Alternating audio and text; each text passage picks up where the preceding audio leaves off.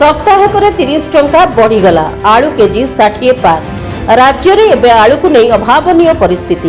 हठात आलू दाम बढ़िबा साधारण लोकों को बाधुची। सप्ताह तले आलू केजी 30 टंकार बिक्री होउथिबा बेले आज केजी 60 टंकार बिक्री होउची। हेले खाद्य जोगाण खाउटी कल्याण मंत्री कृष्णचंद्र पात्र केवल बयानबाजी रे मातिछंती।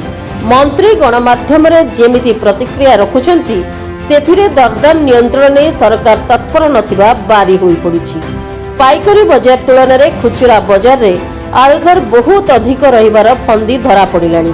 खुचुरा व्यवसायी कहवा अनुसार आलू जोगाण कमिथिबा बेले एबे बस्तारे भी कम आलू जोगाण होउची।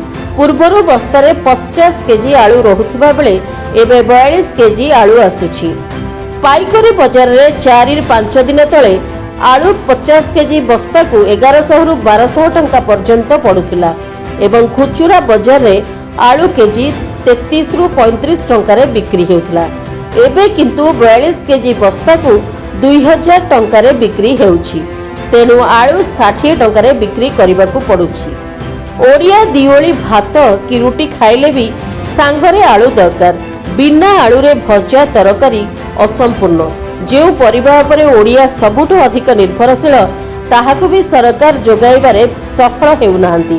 आलू दर नियंत्रण करने दूर कथा राज्य को केउठू आलू आसीबो एवं लोकों को केमिति कम दाम रे मिलिबो ताहा एपर्यंत निश्चित करि पारु नांदी सरकार।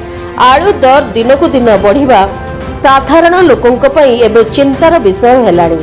Bureau report, PS news Bharat.